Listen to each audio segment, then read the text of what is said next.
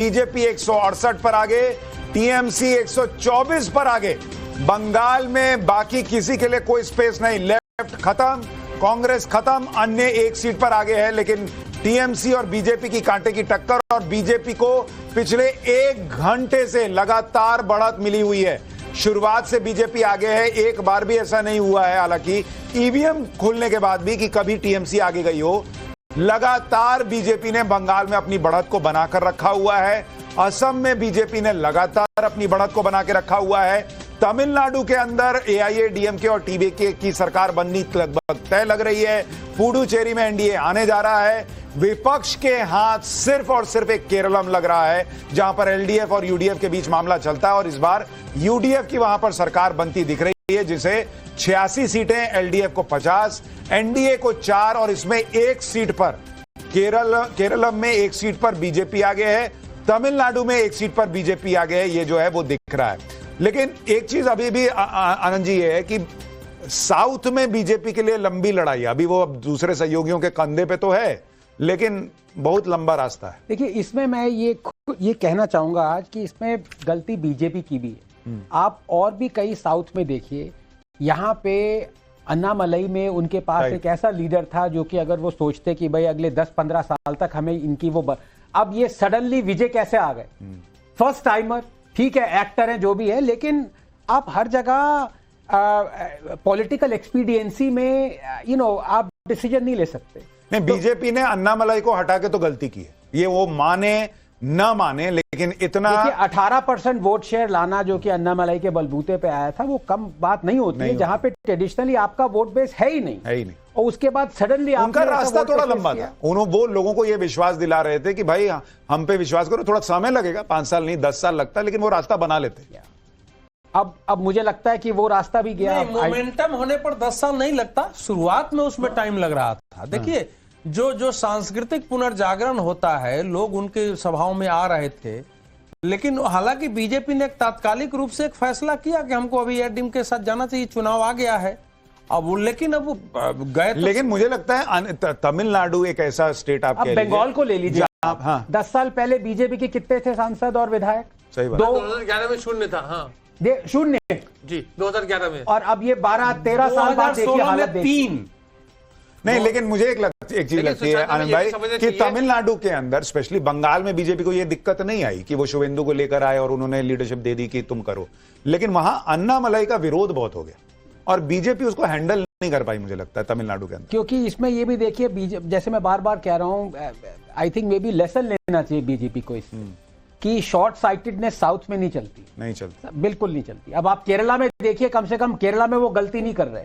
हो सकता है 10 साल बाद उनका वोट शेयर बड़े मुश्किल है, मैं ये नहीं कह रहा, क्योंकि Kerala has always swung between Congress and और केरला की डेमोग्राफी भी कमोबेश वैसी होती जा रही है जैसा बंगाल का हाल हो गया। तो Tamil Nadu was primed for BJP rising from the ground swell up. 95% 89% Hindu population है आपका, ठीक है, माइनॉरिटी का इतना तदबा नहीं है वहां पे बोलबाला इलेक्शंस में।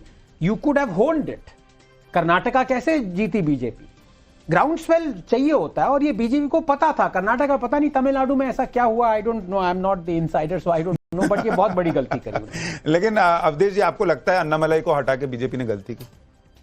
देखिए, ये समय बताएगा। अन्नामलई तो एक वातावरण बता ही तो रहा है समय। देखिए, 2 चीजें हुई है। अन्नामलई चाहते थे कि अकेले बीजेपी आगे बढ़े, और ये बात सही है कि जैसे पंजाब में भी यही घटना हुई। हम लोग भी मानते थे कि बीजेपी पंजाब में अकेले बढ़ी होती तो शायद आज बेहतर पोजीशन में होती। उसी प्रकार, बिल्कुल उसी प्रकार से शायद ये लेसन ले, सॉरी इंटरप्ट कर रहा हूं, अकालीस के साथ फिर अगर आ गई तो फिर वही गलती। उसी प्रकार से तमिलनाडु में भारतीय जनता पार्टी अपने विचार के साथ अकेले ही जा सकती थी। अगर प्राइम मिनिस्टर रामलला की प्राण प्रतिष्ठा के समय वहां के मंदिरों में जाके एक मैसेज दे रहे हैं, तमिल और काशी संगम करा रहे हैं कि जगह जगह कि उत्तर और दक्षिण में क्या संबंध है, वहां के पुराने जो अलवर संत हैं उन सबको सामने ला रहे थे, दूसरी पार्टी वहां नहीं कर सकती है, ये बीजेपी ही कर सकती थी।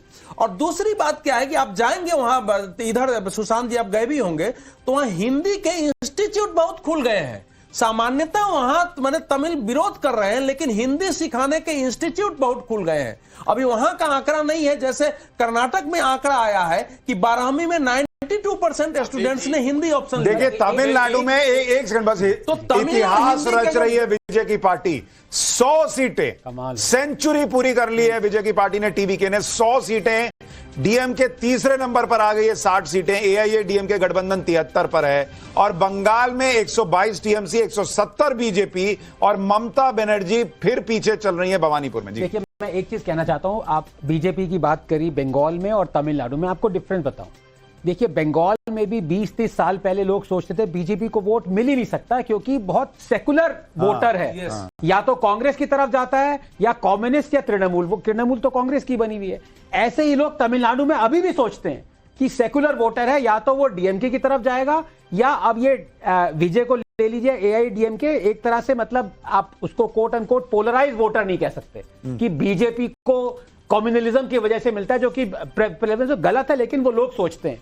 लेकिन बंगाल में चेंज हुआ ना, तो इस चीजों में टाइम लगता है। अब आगे अगर लोग तमिलनाडु में, अवधेश जी की बात को बड़े ध्यान से सुन रहा था। नहीं आंकड़े तो बहुत दे रहे। तमिलनाडु में एआईडीएमके और डीएमके को बराबर जो है अभी 23% के आसपास वोट चल रहा है। बताइए। और टीवीके को 37% वो वोट जो है अभी दिखा रहा है इलेक्शन कमीशन के वेबसाइट पर। तो ये मतलब इतना 14% वोट का अगर वो ठीक आगे है। अमित एक बात बताइए कि अभी जो स्थिति, हम स्पेशली अभी तमिलनाडु में जो सबसे बड़ा उलटफेर हो रहा है उसकी बात कर रहे हैं, क्योंकि बंगाल में अभी भी थोड़ा अर्ली लग रहा है इसलिए, लेकिन वहां भी बहुत बड़ा उलटफेर है। तो तमिलनाडु में जो हो रहा है, आपके पास क्या जानकारी, अंदर की खबर क्या है, क्यों अन्नामलई को हटाया, और अब क्या अन्नामलई के लिए भी एक दोबारा चांस है कि भाई आप उनको लेकर आओ और उनको भी मौका दो? देखिए अन्नामलई को लेकर ज्यादा विरोध जो इनके सहयोगी है एआईएडीएमके उनकी तरफ से ज्यादा थी, क्योंकि उनको लग रहा था क्योंकि बीजेपी को पता था कि तमिलनाडु में अकेले बढ़ना मुश्किल है। अन्नामलई की जो कोशिश थी इस बात को लेकर ज्यादा थी कि जयललिता और करुणानिधि के बाद जो एक स्पेस बना है उसको अगर हमको कोई भर सकता है, और खास करके जयललिता की पार्टी एआईएडीएमके में को लीडरशिप क्राइसिस था। स्टालिन ने तो अपनी पार्टी को संभाला और पहले से भी वो संभाल रहे थे करुणानिधि के जमाने में भी, लेकिन एआईएडीएमके में एक लीडरशिप क्राइसिस हुआ और उसी को भुनाने की कोशिश थे।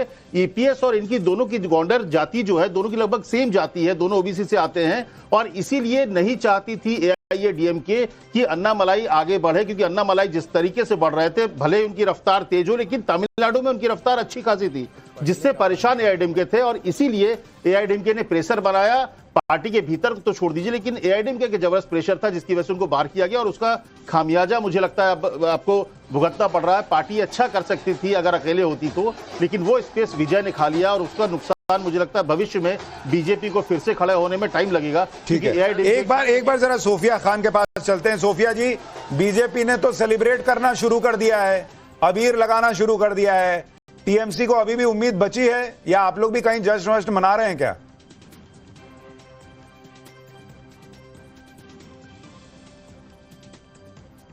आपका म्यूट पर है उसको। हाँ। अधजल गगरी छलकत जाए, तो इनके लिए बिल्कुल सटीक बैठता है कि इनकी जो हवा, जो ये गुब्बारे के जैसा ये जो फूले जा रहे हैं ना, ये फटाक से जो है 2 घंटे में फूट जाएगा। ठीक है, 2 घंटा जश्न मनाना है, मना लेने दीजिए, उसके बाद तो हरा रसगुल्ला खिला के इनको दिल्ली रवाना करना ही है। अभी देखिए इनका जो ओवर कॉन्फिडेंस है ना, वो बिल्कुल टूटेगा। जहां तक बात पश्चिम बंगाल में ममता बनर्जी की जीत की है, वो बिल्कुल हम अभी भी दृढ़ हैं, विश्वास है हमें जनता पर। जनता ने सिर्फ तृणमूल को नहीं जिताने के लिए उन्होंने वोट किया, बल्कि पश्चिम बंगाल में खुद के अस्तित्व को बचाने के लिए। क्योंकि सोफिया जी, मैं एक दो चीजें कह रहा हूं, जैसे मैं देख रहा हूं किस प्रकार से सोफिया जी कि बंगाल में सुबह से एक बार भी आपकी पार्टी आगे नहीं हुई है, और टीएमसी माफ कीजिएगा इलेक्शन कमीशन की वेबसाइट पर भी लगातार बीजेपी आगे चल रही है। देखिए ठीक है, कुछ ईवीएम्स होते हैं जो आगे पीछे होते हैं, इसके ऊपर कोई निर्भर करना मुझे लगता है बेवकूफी होगी। अगर हम अभी आगे होते और मैं खुश होना शुरू हो जाती तो वो भी बेवकूफी होती। अभी जो है जनता पर हमें विश्वास है, और जीत हमारी निश्चित है और पक्की है। इतना मैं दृढ़ हूं, और विश्वास है हमें कि जनता ने जो तय किया होगा बिल्कुल पश्चिम बंगाल के हित में किया होगा, विकास के ऊपर वोट किया होगा, ना कि कोई हिंदुत्व या धर्म की राजनीति के ऊपर। क्योंकि इनकी जो सारी जो रैलियां चली 4 महीने से, वो टोटली हिंदुत्व के ऊपर थी। लेकिन इन्होंने देखा है कि किस हिंदू का उद्धार किया इन लोगों ने। यूपी बिहार या जहां पर भी इनकी जो यहाँ जहां पर इनका शासन है वहां पर हिंदू महिलाएं सुरक्षित नहीं है, वहां पे हिंदू पुरुषों को 2 करोड़ नौकरी नहीं मिला है, वहां के गैस सिलेंडर हिंदुओं के लिए कम नहीं हुआ है। तो ये जो है ना, ये जो छलावा है, ये जो हिंदू महिलाएं और हिंदू सुरक्षित जाएगा। ठीक है, अनिरुद्ध प्रताप सिंह। अच्छा, 1 मिनट बोलिएगा। एक बड़ी खबर आ रही है, आज शाम बीजेपी मुख्यालय जाएंगे प्रधानमंत्री नरेंद्र मोदी। ये बड़ी खबर आ रही है। बीजेपी मुख्यालय, चुनाव के नतीजे जब आते हैं तो अमूमन पीएम जाते हैं मुख्यालय में, कार्यकर्ताओं को संबोधित करते हैं, जनता का आभार करते हैं। तो बीजेपी के लिए 3 जगह से तो अच्छी खबर आ ही गई है। पुडुचेरी में एनडीए की सरकार, तमिलनाडु में एनडीए की सरकार टीवीके के साथ मिलकर, और असम में एनडीए की सरकार बन रही है। तो दिख रहा है अब बंगाल का मामला क्या होगा अगले 1-2 घंटे में क्लियर हो जाएगा। और अब बोलिए अनिरुद्ध जी।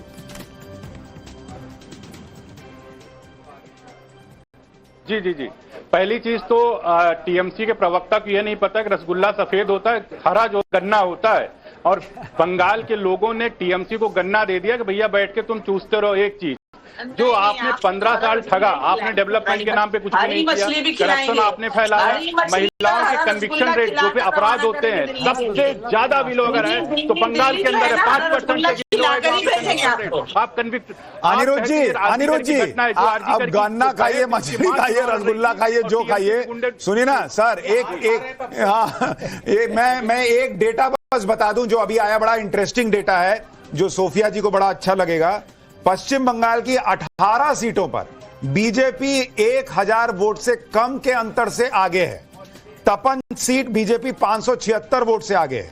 मजोले में 496 वोट से बीजेपी आगे है। 217 वोट से बीजेपी जादवपुर में आगे है। श्यामकपुर में 934 वोट से आगे है। बल्ली में 636 वोट से आगे है।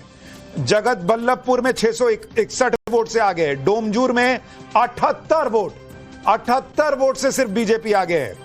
चंपदनी में बीजेपी 381, सिंगूर में 629 वोट से बीजेपी आगे है। चुनचुरा में 321, जंगीपारा में 114, पुरुलिया में 640 वोट से बीजेपी आगे है।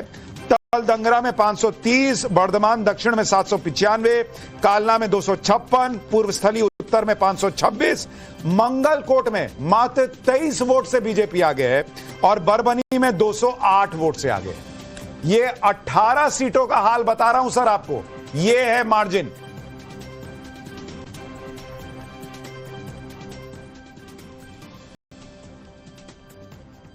आनंद रंगनाथन, ये तो भाई बहुत तगड़ा मामला लग रहा है। नहीं देखिए, ये आपको नेक्स्ट बिहार तो नहीं लग रहा? नहीं, मुझे इस बार अब क्या बोलूं, बिहार सुनते आपकी आवाज चली जाती है। नहीं, बिहार कौन? सुशांत देखिए, जो पिछला वाला बदल गया था। देखिए 20 सीटें ऐसी हैं कि अगर वो फ्लिप कर जाएं तो 137 पे आ जाएगी तृणमूल, 145 इज द वन। तो ये टच एंड गो, अभी आप कुछ नहीं कह सकते। लेकिन इतना ट्रेंड अगर अब तक, जैसे आपने कहा ना, आपने बहुत जरूरी बात कही, अभी तक टीएमसी आगे नहीं दिखाई जा रही किसी भी साइड। इसका मतलब इसकी भी कोई होल्डिंग है, इसकी मतलब कोई इंटेग्रिटी है इस बात की। तो ऐसी बात नहीं है कि बीजेपी ने प्रदर्शन खराब किया है, बिल्कुल ही नहीं। वो तो आगे मान के चलिए, वो तो एक्सियम है। लेकिन क्या बीजेपी सरकार बना सकती है? वो कम से कम 1 घंटा वेट कर लीजिए। 18 सीटों पे बीजेपी 1000 से कम के मार्जिन से आगे है। 14 सीटों पे फासला जो है वो 9 सीटों पे बीजेपी की बढ़त 500 से कम है। ये और बताते 5 सीटों पर टीएमसी की बढ़त का अंतर 500 से कम है। तो दोनों तरफ से ही है, ऐसा नहीं कि खाली बीजेपी ही कम मार्जिन से आगे, टीएमसी भी जहां आगे है वहां कई सीटों पर 500-600 वोट से आगे। एक लॉ ऑफ एवरेजेस होता है, वो अप्लाई होता है। तो हम ये नहीं मान सकते कि 20 सीटें हैं तो 20 की 20 वो भाजपा की झोली में चली जाएगी, या 20 की 20 वो टीएमसी। अब 115 हो गई जैसे। अब वो वहां के ऊपर जो भी इसका अगर हम एवरेज निकालेंगे तो भी मुझे लगता है कि भाजपा को बढ़त मिल सकती है, बिल्कुल मिल रही है। बिल्कुल। तो अब ये अगर लास्ट में जैसे अभी 3-4% का अंतर दिखा रहा है, अभी 44.70 पर आ गया है बीजेपी का, 45 कुछ से घट के। तो मान लीजिए अगर 3-4% का अंतर हुआ और लड़ाई कस के हुई है तो 2000, 2500, 1500 ऐसे पर भी परिणाम आ सकते हैं ना। अब पिछली बार भी यही हुआ था। नहीं, वैसे भी हमको रिजल्ट्स के लिए मुझे लगता है 12 बजे तक इंतजार करना चाहिए, क्योंकि अभिषेक बनर्जी ने भी कहा था कि 12 बजे के बाद देखूंगा किसका 12 बजे तो किसका करना ही बाप पड़ेगा। दिल्ली से आएगा बचाने, तो वो भी 12 बजे के बाद ही मान 4 के तारीख चलो। को 12 बजे तक दिखना ही पड़ेगा हमको। लेकिन ये सच है कि पश्चिम बंगाल का जनमानस बदलाव की ओर बढ़ने की पूरी तरह कोशिश किया है, इसको आप नहीं टाल और ये संभव है कि वो बदलाव की जो कोशिश है वो कंसोलिडेट अच्छा, हो जाए। बंगाल बीजेपी अध्यक्ष से हमारे सहयोगी रविकांत ने बात की है, सुनिए वो क्या बता रहे हैं। बनाए हुए हैं और आप तस्वीरों में देखिए जो बीजेपी प्रेसिडेंट है शमिक भट्टाचार्य, वो आपको दिखाई दे रहे हैं। शमिक दा, शुरुआती रुझान में आप लोग आगे दिखाई दे रहे हैं, क्या कहेंगे बंगाल की जनता को? जो बोलेंगे 2 बजे की बात बोलेंगे। हाँ, अभी मेरा जो स्टेटमेंट पहले दिन से था, हाँ। आज से 6 महीने पहले, हाँ। आज भी हुई मैं स्टैंड कर रहा हूँ। एक बार रिपीट कर दीजिए। क्या बोल रहे थे 4 मई? अगर पॉलिटिकल साइंस साइंस है, हाँ, अगर सोशल साइंस साइंस है, तो तृणमूल कांग्रेस अपना जो लाइफ साइकिल है, जीवन चक्र, वो पूरा कर लिया। जनता की सरकार बनने जा रहे हैं। चलिए, शमिक भट्टाचार्य हैं जो लगातार यहाँ पर चुनाव की कमान संभाल रहे थे और अब वो कह रहे हैं कि टीएमसी जो है अपना जीवन चक्र पूरा कर चुकी है और अब जनता की सरकार जो है वो बनने जा रही है। तो टाइम्स नाउ नव भारत से एक्सक्लूसिव बातचीत की शमिक भट्टाचार्य ने और उन्होंने कहा कि ये जनता की सरकार बनने जा रही है और टीएमसी अपना जो कार्यकाल है वो पूरा कर चुकी है और उसका अब पतन तय है। लेकिन एक चीज जो गौर करने वाली, जो मैंने ठीक सुना, तो उन्होंने भी कहा कि 2 बजे तक वेट करेंगे। 2 बजे के बाद, यानी उन्होंने भी कोई हड़बड़ी नहीं दिखाई है, उनको भी पता है कि मामला कितना टाइट है और अभी 2-3 राउंड 4 राउंड की ही काउंटिंग हुई है। तो बीजेपी के प्रदेश अध्यक्ष बंगाल में कह रहे हैं कि अभी जरा 2 बजे तक देखिए क्या मामला बनता है। और चुनाव आयोग के आंकड़ों में भी बीजेपी बंगाल में 100 के पार चली गई है, बीजेपी 104, टीएमसी सुशांत जी, एक चीज पर हम लोग विचार करें कि इस समय बीजेपी पर तो हम लोग, तृणमूल कांग्रेस, ममता बनर्जी, बाकी उनके रणनीतिकार की मानसिकता इस समय क्या होगी, वो क्या सोच रहे होंगे? क्योंकि वो तो मान के चल रहे हैं कि भाई हमारे तो पास तो अपार बहुमत है, 10% का हमको वोट का अंतर है, एक मूल वोट बैंक 30% हमारा है, भद्रजनों का हमारा है, सिंडिकेट, सारे तत्व हमारे हैं। उसके बावजूद अगर इतनी कड़ी टक्कर है कि अभी तक आगे नहीं बढ़े हैं, तो क्या सोच रहे होंगे उनके अंदर? मुझे लगता है वो अभी नहीं सोच रहे होंगे, अभी उनका पूरा फोकस काउंटिंग, ये तो लग रहा होगा कि ऐसा इतना तो होगा ही। देखिए, बंगाल में सरकार बदलेगी या नहीं, ये 2 बजे तक, 3 बजे तक पता चलेगा।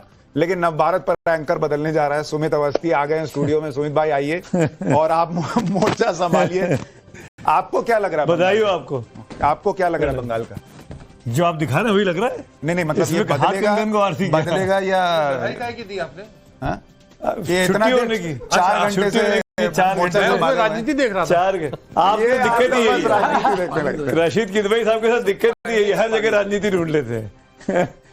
चलो 4 घंटे से एंकर कर रहे थे बगैर खाए पिए, आराम करिए जाके। बहुत बहुत शुक्रिया, धन्यवाद सुशांत इसके लिए। एक बार फिर आपका स्वागत है। टाइम्स नाउ नव भारत पर लगातार हमारी कंटिन्यूअस कवरेज जारी है। बड़ी खबर है, 2 बड़े मुख्यमंत्री जो सीधे दिल्ली को चुनौती दे रहे थे अभी 15 दिन पहले, वो 2 मुख्यमंत्री आज अपनी कुर्सी बचाते हुए दिखाई दे रहे हैं। स्टालिन तमिलनाडु में चुनाव हारे हैं और पश्चिम बंगाल में ममता बनर्जी चुनाव जीत पाएंगी, इसको लेकर आज अभी भी संदेह है।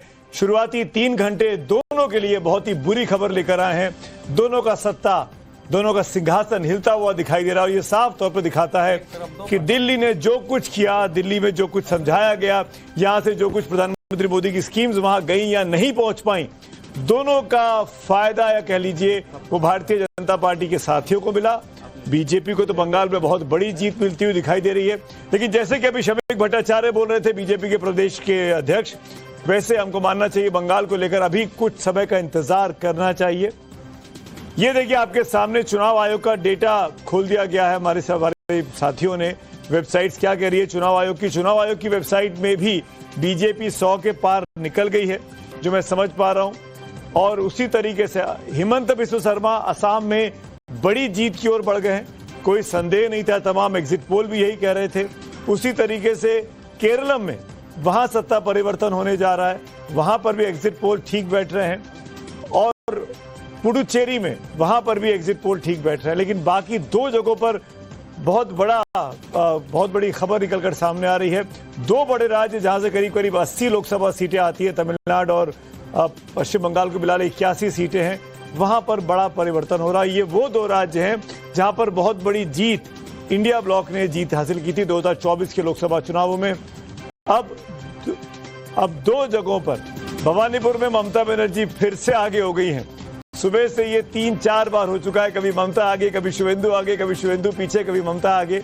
इस बार जो खबर है भवानीपुर से तीसरे राउंड में, वो ममता बनर्जी आगे हो गई हैं। मुख्यमंत्री को बहुत ही कड़ी टक्कर दी है। ममता बनर्जी को सपने में भी शुभेंदु अधिकारी आते होंगे, जो उन्होंने 2021 में देखा था, जिस तरीके से नंदीग्राम में उन्होंने आखिरकार 1956 वोटों से हरा दिया था। क्या इस बार भी शुभेंदु अधिकारी एक नया इतिहास लिखने वाले हैं? सिटिंग सीएम को फिर से हरा पाएंगे जो नंदीग्राम में हुआ, भवानीपुर में होगा क्या? इन तमाम पहलुओं पर बातचीत करेंगे। खास मेहमान मेरे साथ स्टूडियो में बने हुए हैं, आपके साथ आपको स्क्रीन पर दिखाई भी दे रहे हैं। अमित कुमार हमारे वरिष्ठ सहयोगी हमारे साथ हैं, अश्विनी जी हमारे साथ हैं, आनंद रंगनाथन मेरे साथ जुड़े हुए हैं, रशीद किदवई साहब हैं और अवधेश जी। सब लोग पहले से जुड़े हैं, मैं इनके साथ जुड़ा हूं, आगे ही कहना चाहिए। इनफैक्ट उल्टा हुआ है, मैं बाद में आया, सब लोग पहले से हैं, सुबह से मोर्चा संभाले हुए हैं। और अवधेश जी के चेहरे की मुस्कुराहट और ये पीला कुर्ता, क्या कहना चाह रहा है अवधेश जी? अरे देखिए, ये सोच समझ के पीला कुर्ता पहना है आज? हो सकता है विजय तिलक नहीं, जरा पीला आज ठीक था, सुबह से जरा पीला पहन के निकलो। वैसे सोमवार को सामान्यता हमारे यहाँ लोग सफेद पहनते हैं। अच्छा, हाँ, सोमवार को सफेद पहनते, लेकिन मैं पीला काला कोट पहना हुआ, पीला पहन आपने भगवा टाई पहनी, राशिद जी ने काला शर्ट पहना हुआ, थोड़ा सा ढक लिया है, लेकिन ये मानते नहीं। देखिए, इस चुनाव के दो महत्वपूर्ण पहलू हैं जी। एक तो तमिलनाडु का एक युगांतकारी परिणाम है, बिल्कुल, कि एक फिल्म स्टार फिल्म छोड़कर आया, उसने पूरी राजनीति का उथल पुथल मचा के और अपना झंडा गाड़ दिया है टीवी के लेख में विजय नहीं। और वो कुछ इतना नहीं लग रहा था, लेकिन वो असर डाल रहे हैं, ये दिख रहा था। हम लोगों को भी इस लेवल पर वो जाएंगे समझने में थोड़ी दिक्कत हुई। डीएमके के विरुद्ध वहां असंतोष था, 1/3 विधायकों का उन्होंने टिकट काटा था, उनके दयानिधि मारन मंदिर मंदिर जा रहे थे, सनातन विरोधी वक्तव्य रुक गए थे, कार्डिनल और बाकी चर्च के ईसाइयों से मिला करके सार्वजनिक रूप से वक्तव्य दिलवा रहे थे, सारा कुछ दिखाई दे रहा था कि समस्या वहां है। लेकिन वो स्थिति, तो इसका अर्थ यह हुआ कि एआईडीएमके और बीजेपी का गठबंधन उस असंतोष का लाभ उठाने में, और जो तमिलनाडु के लोगों की जो सामूहिक अभिप्सा है, जो एस्पिरेशंस है पीपुल को, उसको आवाज देने में जो है सफल नहीं रही है।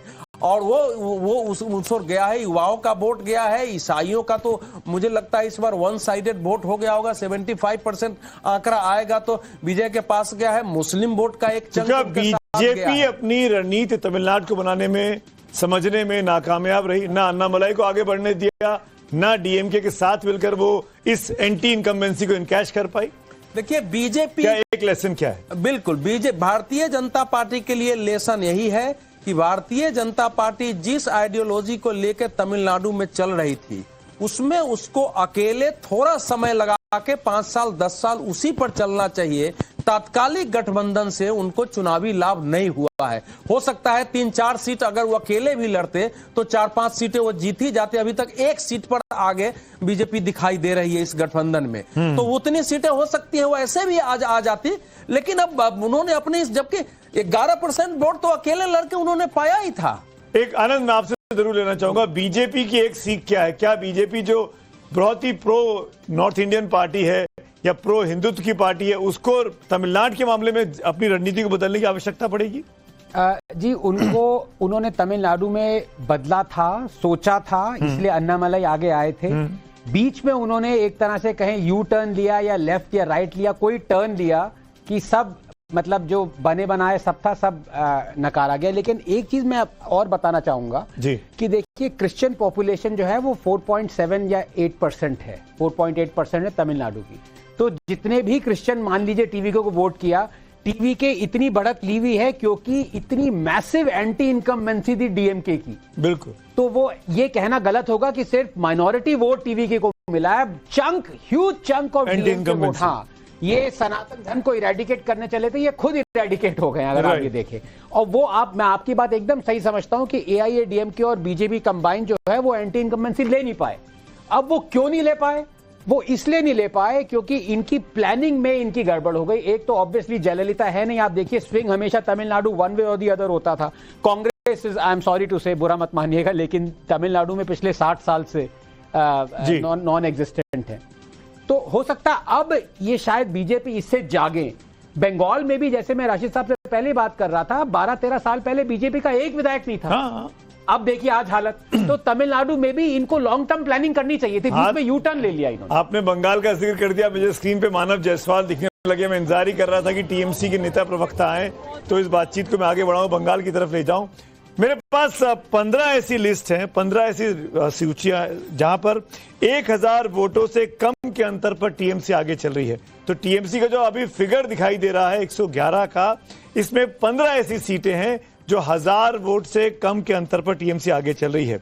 और वो डिटेल भी जैसे मलदा है, फरक्का है, सागर दीघी है, नवग्राम है, कृष्णनगर दक्षिण है, मगरहाट पूरब है, टॉलीगंज है, केशीपुर बेलगछिया है, तारकेश्वर है, नयाग्राम है, सबंग है, केशपुर है, जौयपुर है, खांदागोश है। मानव, कितना समय और चाहिए आपको अपना नया डिफेंस तैयार करने के लिए? आप क्या कहना चाहेंगे शुरुआती 3-3.5 घंटे की अब तक की जो मतगणना हुई है? मानव जायसवाल, टीएमसी के प्रवक्ता। सुमित भाई, सभी को आपके माध्यम से सभी को बहुत बहुत नमस्कार है, और आपको भी। आपकी नमस्कार जरूर करते हैं आप। Thank you so much. नमस्कार। नहीं, करना ही पड़ता है, बहुत जरूरी है। पहले तो मैं तो इलेक्शन कमीशन को भी बोलूंगा कि भाई थोड़ा सुचारू रूप से थोड़ा काम करें। अभी तक 1-2 राउंड हुआ है बहुत सारे सीटों में। अब 2 राउंड में जहां 20,000 वोट हुआ है, और आप बता रहे हैं 15 सीटें ऐसी है, हमारे पास 36 सीटें ऐसी हैं जहां भाजपा 500, 300, 500, 1000, 1500, 1600 में भाजपा आगे है, और वहां राउंड हुए 2 राउंड कंप्लीट नहीं हुए अभी तक।